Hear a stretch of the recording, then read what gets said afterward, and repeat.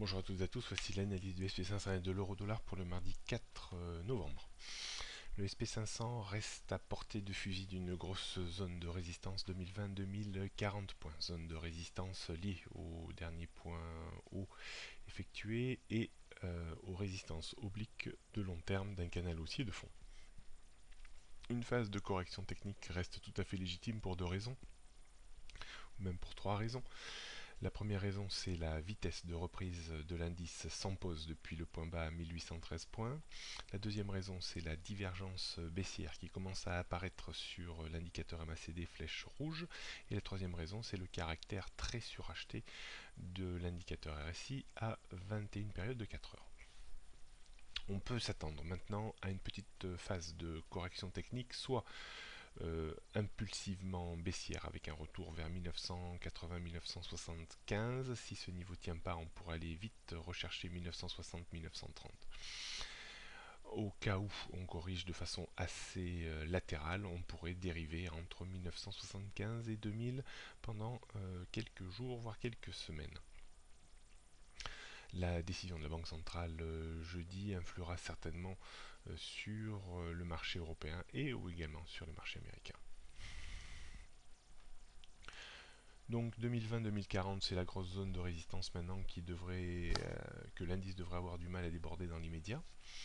Support 1975, 1960, 1930, 1900 et 1885. On remonte un tout petit peu le niveau de retournement de 1925, on le fait passer à 1930 points.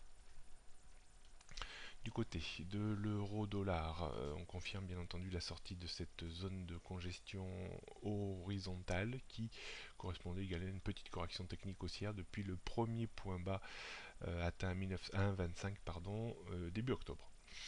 La rupture donc de 1,26 fait sortir l'euro-dollar de sa zone de congestion horizontale et la parité retrouve son courant vendeur moyen long terme dans lequel elle est inscrite depuis maintenant plusieurs semaines, pour ne pas dire plusieurs mois.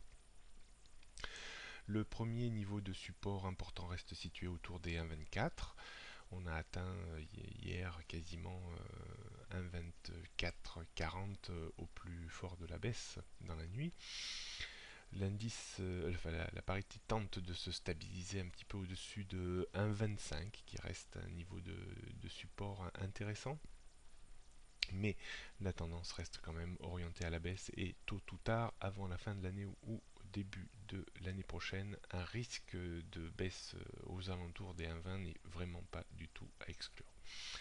Pour ralentir ce processus de dégradation, il faudrait un débordement de 1,26 voire 1,27. On note une résistance à 1,2620, 1,2680, 1,27, 1,28, 1,2840. Support 1,25, 1,2440. 1,24 et 1,20, la tendance reste toujours très baissière en dessous de 1,30. On abaissera certainement ce niveau à 1,29 dans les prochains jours ou prochaines semaines. Voilà, bonne journée à toutes et à tous, à demain.